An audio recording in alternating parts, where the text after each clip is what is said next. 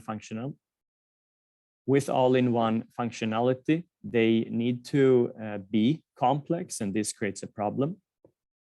Time and experience, most companies are focused on their core business, not on tools like this. And then, of course, people already have a day job, so a lot of companies just don't have the resources. Often these types of systems require full-time resources to implement properly. So a common scenario that a lot of companies go into is they look for one of the most complex systems, but then they discover this one. So basically, they get a system with all kinds of features, but it's like a big box of Lego. Someone has to put it together. And that's when most companies don't do that. And they just use simple functionalities and really underutilize the systems, or they need to go out and hire really expensive consultants to do this work for them. So now the interesting thing here is that actually there are some drawbacks to all-in-one systems that many companies don't consider fully. So we have some examples here of these things that I want to go through. So for example, if you have an all-in-one system, the system is usually focused on either the marketing side or the sales side, but it's very difficult to build a system that's great at both. So what that leads to is it often lacks these, so to say, deep features that more streamlined systems would have. And because it has to cater to both sides, both sales and marketing simultaneously, it's often compromises often have to be made in the user interface. You either build a great user interface for sales or for marketing, and it's very difficult to build the same user interface that caters equally well to both sides. And if you do that, if you build two different user interfaces, well, then why do you need a single system? So then you might as well have two different systems. So this is also a problem. And then because of all of this, we have slow and complex adoption. Whereas if we look at integrated best of breed, as we call it, this is the other approach where you have systems that are focused and really the best in their respective area. So the best marketing system and the best CRM and maybe the best support system and other types of systems, instead of having kind of a giant system that does everything. Then you get the best possible UI for each type of user. And then the users don't need to see all the data. Like a salesperson, for example, they don't really need to see all of the emails, all of the different things that exist for the marketing people, all the functionality about landing pages, forms, and all that. They just need to see the stuff that is relevant for them. And this is what you can achieve with integrated best of breed systems. And you can still get the end-to-end journey, but this is now where we're starting to get into integrations. And also with this, because they are more focused, you get more faster time to from start to actually having something that works. And we also have some research backing this up. So here's a couple of examples. For example, Gartner has looked at this in a survey, and they say that the users who have a best of breed strategy, they report higher levels of utilization and effectiveness. And in a similar way, we are seeing that the biggest and highest performing brands, they're actually shifting more and more towards a best of breed strategy instead of trying to consolidate and have one giant system that does everything. So now, of course, in order to succeed with this, we need great integrations, and integrations are becoming easier and easier. And I personally, this is just my personal opinion, I believe that in the future, we will see more and more integrations between best of breed systems. And now this is what we're going to talk about, how to actually build a great integration. So we all know the digital buying journey. Customers go from awareness to purchase, and then we have to retain them. And I believe most of the people listening here have also seen this in one way or another, that marketing is along the complete journey. So they don't kind of stop when sales take over. Instead, even during the sales phase, we really need this information flow between marketing and sales to bounce back and forth so that marketing can help the salespeople close their deals. So let's look at an example. Here we have a lead, and we have someone who went into a webinar. In this case, it's an evergreen reusable webinar. He submitted a form. And then after that, they get some kind of nurturing sequence. And then after that, they become qualified. And this is where we should pass this along to sales. So now what we can do is we can pass this along to the whichever sales system the company happens to use. So it can be, let's say, no sales system. Then we have emails. This is really their CRM. That's their Outlook. So we send an email notification. Then, of course, we don't have any sync here. Or maybe they built some kind of Excel spreadsheet with all their leads, and we actually use that as a CRM. This is also a CRM for many companies. So in that case, we need to sync with their Excel sheet. And this is also actually something that we do for some of our customers. Or we can actually sync with a real CRM. And here are some of the examples that we have integrated with in the past. And of course, there's any kind of system that they use for sales. We can sync with that. And today, most modern CRMs have good APIs, and this is really what's required.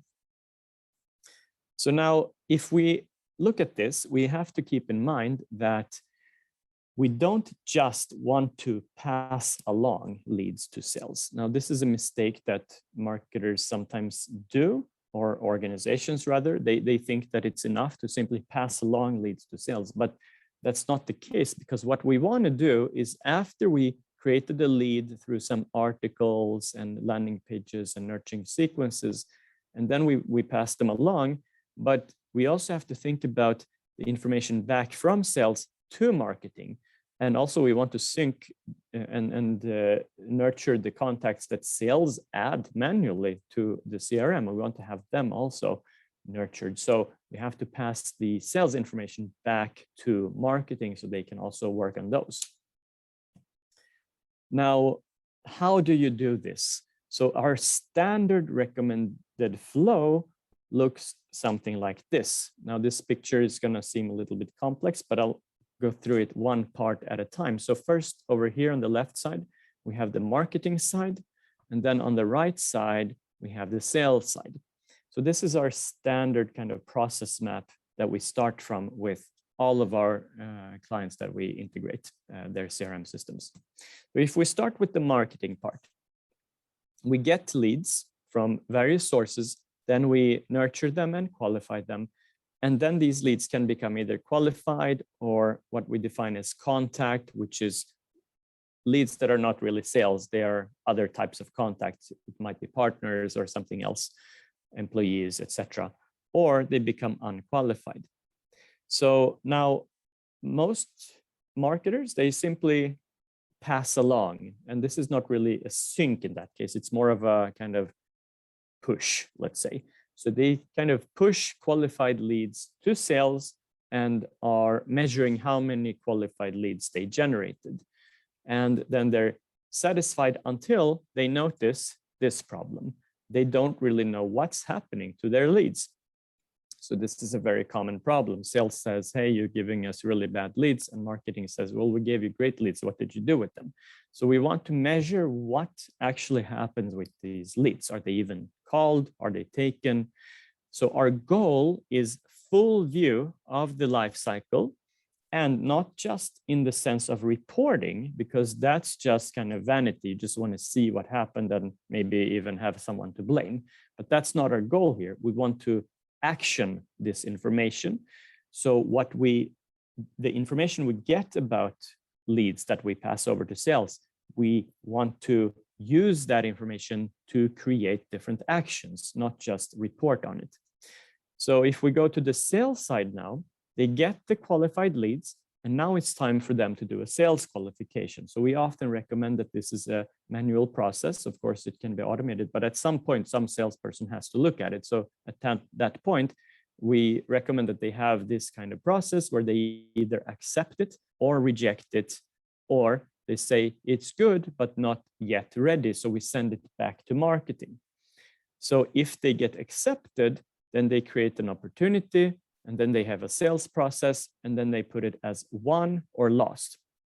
And now here's the crucial part. All of this information, all of these statuses, we want to send back. And the thing we want to send back is what actually happened with the lead, where are they in the sales process, which step, which stage, and what happens with our customers, the ones that are actually won. Are they, maybe we have a meeting with an existing customer, we want all that information back to marketing. So now, with that in mind, let's show you some of the reports that are possible if we have this full flow of information back and forth. So I'm going to show you a couple of reports that we've built for some of our customers that show really what you can see if you sync two different systems. So in this case, we're looking at a specific white paper funnel. So in this case, we do the usual. We see how many people downloaded it. We see how many opened email 1 over here. 18 people opened that. And of those, 13 actually went and viewed the white paper. Then email 2, 7 people opened. And then out of those, 3 people visited the call to action and 1 signed up on the call to action. In this case, we're syncing with a CRM system called Lime. This is a Swedish CRM. And then out of the ones that were synced in this time period sent to Lime, we can even see, and this is the crucial part, we can see how many of those were taken. This is Swedish, so this means taken, this means closed, and this means paused. So in this case, this particular campaign in this particular month that we're looking at here generated 1 lead that was actually accepted by a salesperson who looked at it. This is such interesting information for the marketer. So imagine if you only saw up until this point. You just saw that it was converted, but then you have no idea what sales did with your leads. Now, being able to see that they actually took the lead, talked to the lead, but determined that it's not ready yet. This is really interesting information for most marketers, I would say. Also for sales. Another example of a report is this one. This looks a bit higher level. So in this case, we see for each month here, we see different number of leads that were sent to the CRM that are either in the statuses done, new, on hold, or taken. And so taken is really the one we want to achieve here. So we can see how many good, qualified, manually qualified leads that sales have actually accepted and started working on. So this is really interesting information, again, for most marketers. And it can really help you prove, well, you know, my campaigns are driving this many actually leads that sales are starting to work on. This is crucial information.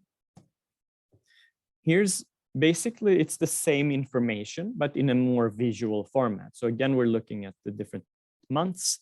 And here, instead of in a table, we see these bars, which mean converted, open, qualified, unassigned, unqualified, and validated. So here we really want to get to these validated ones. So in this case, we can see that marketing actually sends quite a lot of leads that are then validated and started to being worked on by sales. We can also see another interesting trend here. If you look at this blue bar, I'm a little bit colorblind, so I'm not sure if this is blue or purple, but I think it's blue. So if we look at that color anyway, at least I know it's not red. So we see that the closer we get to today, the more open leads we have, which means, which is quite logical, right? Because if you just are in the current month, you're going to have most of your leads in the open status. Or if we look at the previous months, most of those leads that were previously open, they have been taken or done, done something with. Then this one looks even deeper. This looks at a particular time period, for example, a year. And within this year, how many leads did we get from each channel. So here we have even drilled down per channel, and we can see that, for example, this one, I'm pretty sure it says direct traffic. Out of all the leads we got from direct traffic, which is totally over 700 leads, out of those, how many have actually been validated by sales? And if we look at, for example, this one, I'm pretty sure this says Google search, we can see that our SEO is actually generating a lot of validated good leads. And these are proof points. So very, very important. This is a little bit quirky one. It's a bit different, but here as an example, if you look at this one, we can see different correlations between marketing activities and sales results. So here we see lead score on this axis, and we see number of leads, and then the size of the bubble indicates whether it's won, lost, or open. So now we can see a clear correlation here because this is the biggest one and it's at the top. So we can see a clear correlation between high lead score and won deals. So anything that leads to higher lead score, we know now that this actually does correlate with number of deals that are won later on, which again proves in a way marketing's work and the effect of it. So now let's talk about how do we actually sync. Now, when we create a sync like this, we recommend usually starting in the simplest possible way. And that is simply create a sync between the fields in the two systems that are synced both ways. Now, that simply means you map the fields in system A versus system B for contacts and companies. And then the logic, for example, let's say we want to, if a lead reaches a certain stage, then it should trigger a marketing campaign. Well, that logic can be triggered by these field changes in respective system. We don't have to build complicated logic into the sync itself. The sync can simply be passing over information from one field to another. So that's the simple version one we recommend that you start with. And we do this usually with our clients. Now, later on in versions 2, 3, etc., we may want to build some special features that are not possible to get. And in that case, we need to build some logic into the sync application, or let's say sync middleware itself, so that the sync itself can determine what to do in the other system rather than just passing along information about a field that was changed. And there are pros and cons. The pros are this gives you a lot more power, a lot more options, but of course it is a lot more complex. So it requires scoping, proper thinking about it before developing, and of course longer development and testing. So now there are so many different pitfalls when doing syncs. I'm gonna mention some of them here, and this will probably be one of the most boring, but maybe the most important slide. So please pay particular attention to these pitfalls and things to consider, even if it's a little bit boring slide, because it can really save you hours and hours if they're not thought about before. So for example, what do we do if one system supports duplicate contacts, but the other doesn't? We have to consider that situation. This is usually something that creates a lot of frustration. Should you sync all contacts or just some? So what if you have orphan contacts? So salespeople simply create a contact in the CRM. They don't put it in a particular company or opportunity. What do we do with those contacts? What if you have merging capabilities in the systems? What do you do if you merge, let's say, a contact or even a company in the CRM? What happens with the two companies then that were previously two companies in the marketing system? We really have to consider this. This is usually a big pitfall as well. What if you move a contact from one company to another in the CRM? What do we do then on the marketing side? How do you show activities from the marketing side in the CRM? So a lot of companies put as a requirement that all activities should be shown in the CRM. But really, do we really want to do that? So should sales see on their companies and contacts every single click, every single page view?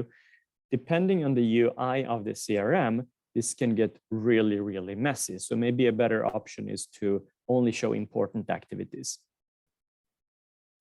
How can sales add people into events, webinars, lists, and things like that? Do we do it by some drop down? Do we have some special feature that we build? So this is also something that needs to be considered.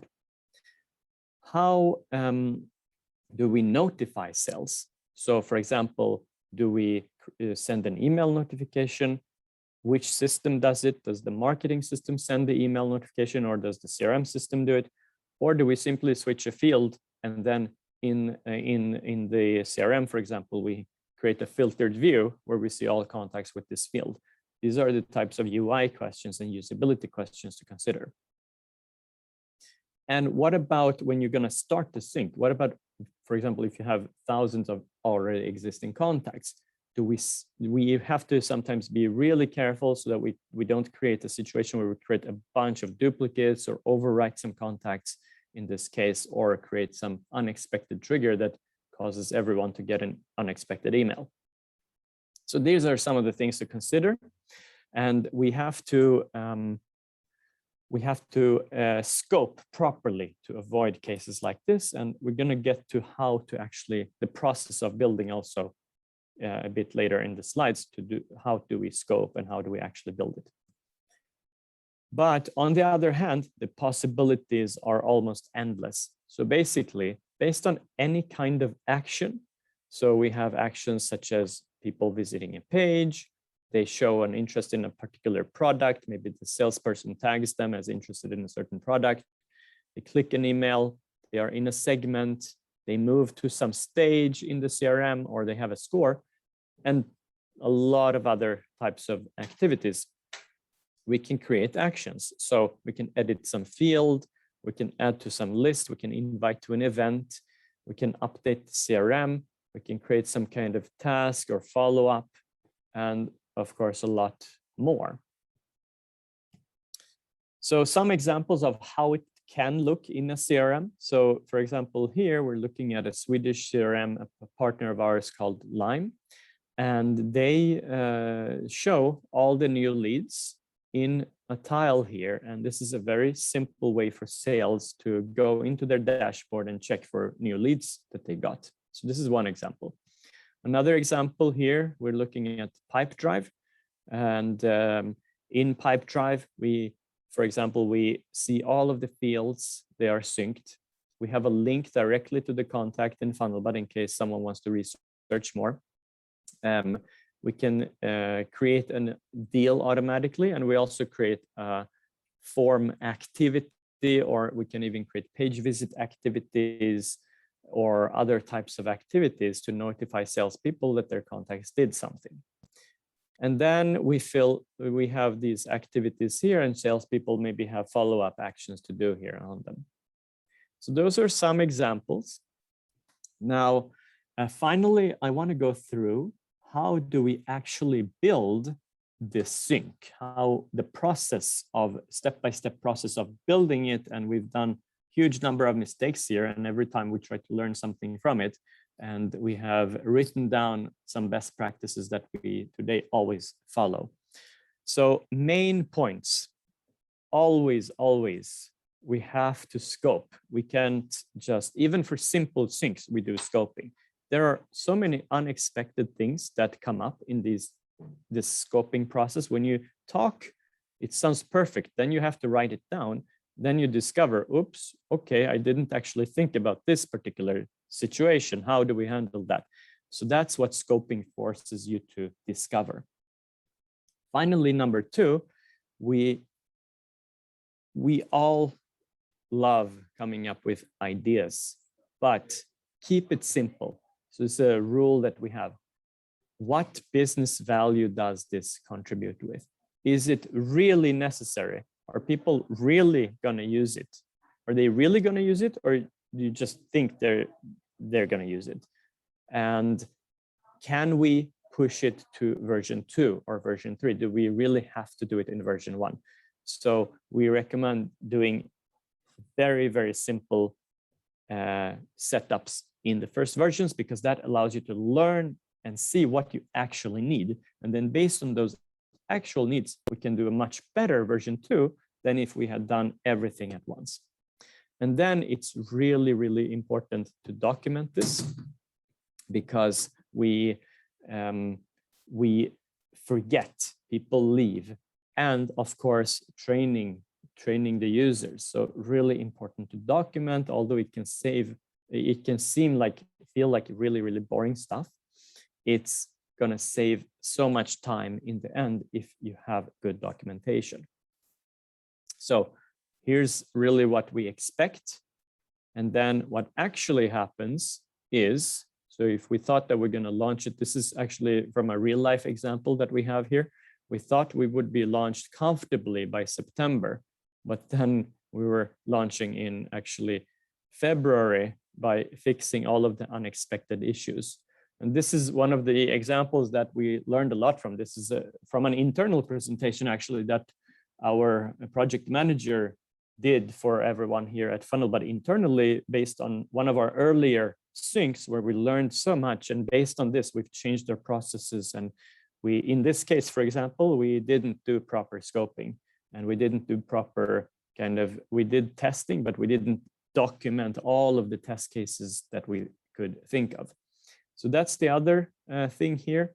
Set up a bug report sheet and a test sheet, and actually do all of the testing and put all of the issues in here, so that we can see each issue for this particular integration in one view and have a full view of all of the things. Otherwise, it's very easy to get lost and forget what happened, and people will get frustrated. And finally, it's good if there is a project manager that understands the full picture and leads this, of course. And the final word that I want to say here is scoping. It's so important. So developing actually takes a fifth as long as the scoping nowadays when we do syncs. Developing is the easy part for us now. Actually, the difficult part is scoping, getting everyone on board, getting everyone to agree what they want and how it should work. And then based on real life experience, if we start developing because we think, oh, this is a simple one, we've done this tens of times, let's just develop it the way we usually do. Well, it doesn't work. It takes like 4 to 8 times longer than if we had just done proper scoping from the beginning. So that's my final recommendation. Thank you very much. And now I think we can move on to the questions part. Yeah, sure. Thank you, Yusuf, for this very, very interesting presentation with a lot of important takeaways from your experience. Nothing better than this in the digital marketing, right? Test and learn. So let's have a look at some questions. Feel free to write down your questions in the Q&A session.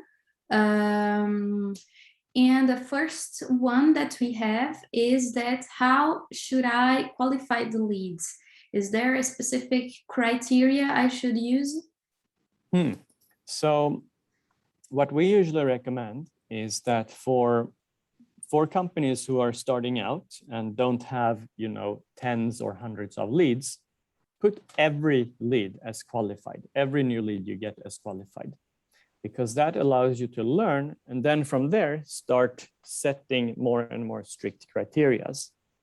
Now, if you already have a bunch of leads coming in, you don't want to do that to overflow salespeople, because what is important here is that if salespeople get too many, let's say, bad leads, what happens is that they lose interest in the entire thing. And then it's going to be really difficult to convince them that, well, we're just testing now, so we're just learning. This doesn't work with salespeople in my experience. So if you are a salesperson, I'm a salesperson, you can probably relate. You're very busy, you don't have time for this stuff. And if it doesn't work from the beginning, you lose interest. So in that case, what we recommend is don't start sending leads to every salesperson. Start by using a dedicated power user who is really already interested in this. And that person gets all of the leads. And that person manually qualifies all of the leads before involving the larger group.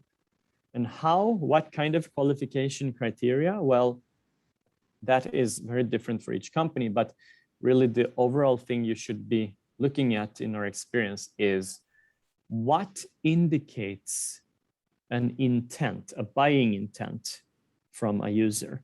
Try to find those factors. So if someone visits the pricing page, that's usually a good indicator of buying intent. So those are the types of things we want to qualify through.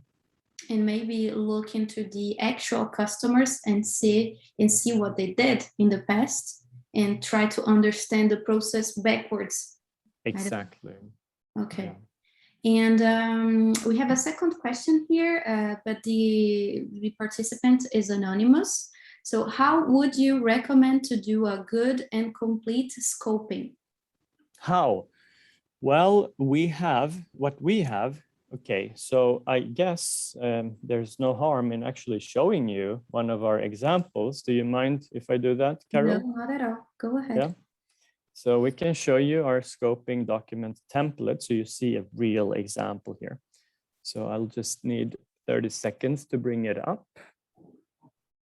So how, when you say how, it could probably mean how, what does the scoping document look like, or you can refer to the process, like who do you talk to and stuff like that. I'll go through both. Maybe the person is looking for a technique. Yeah. Exactly. Well, I can show you the end result that we want to go get first of all. So just a second while I open this up here.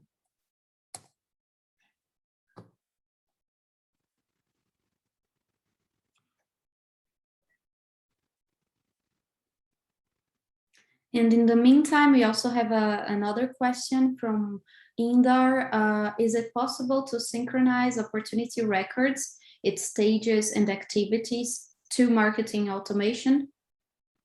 I guess that depends, right, on the CRM integration. Yes, I would say so. Sorry, Carol, I can't think and listen at the same time. This is something, you know, that I have a very big problem with. Here we go. Exactly. No problem. I experience this every day with my husband. I guess it's usual for men to have this problem. Yeah. At least I have that. So here we have, let me share my screen again. Okay. And if anyone wants this, maybe Carol, we could always see if we can send it over afterwards. Yeah, actually, we put your LinkedIn URL on the conversation, so maybe people can contact you directly and discuss it with you, or if they have some projects or questions. Absolutely, absolutely. Yeah. Feel free. So now this is our scoping process internally here. And maybe you have a different process, but this works really well now for us. Now, here we first talk about the process. So we have our project manager who fills out the relevant sections of this document. And then we turn it into our dev team. They review it. And then we book a handover with the client. Of course, these are the high-level steps. So for example, in this step, filling in the relevant sections, we have to have multiple conversations with the customer, and we need to involve both sales and marketing. So anyone really who is going to be a stakeholder in the project needs to be involved. And then finally, they need to approve this before we start the development. So now here we have some sections. What do we fill in this document? So what we fill in is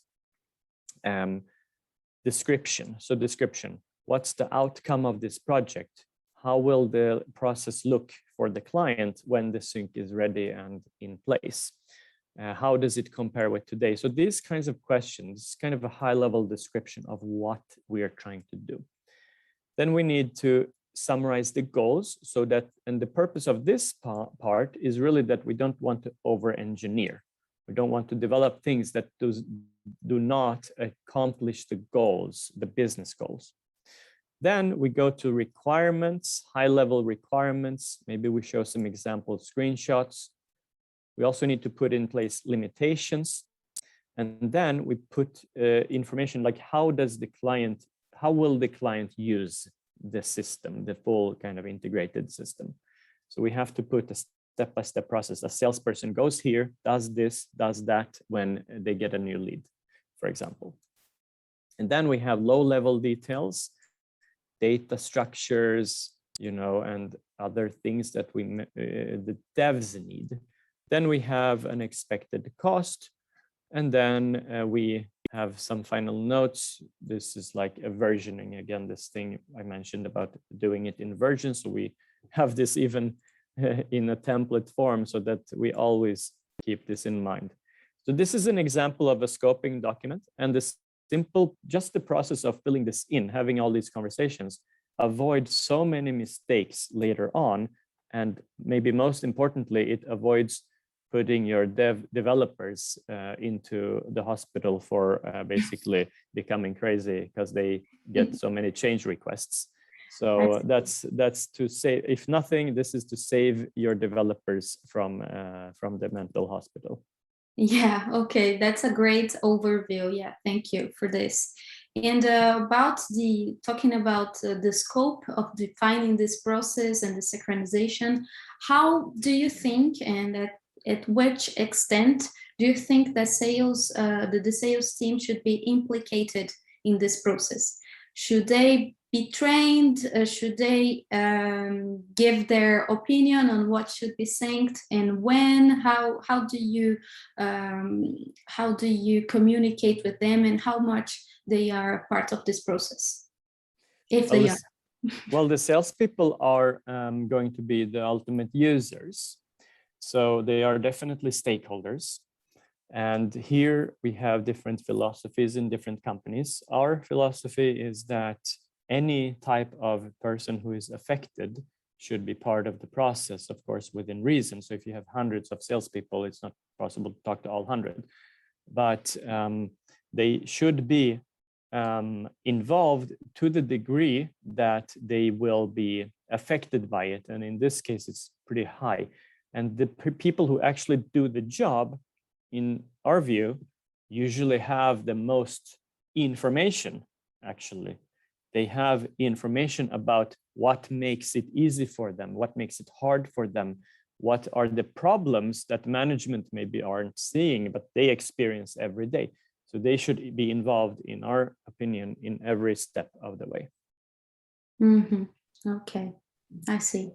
Well, thank you very much, Yusuf. We reached to the end of the session, and at the end of Automation Day as well. So thank you again for your participation. And for you, the participants, I hope that you had a great time with us today. I thank you for your presence, your comments, your engagement. And also big thanks to our speakers that were truly awesome and helped us to make Automation Day a wonderful event. So don't forget to connect with us through our social media on Twitter or LinkedIn, or subscribe to our newsletter. We hope to see you all on site in 2022 in our next edition.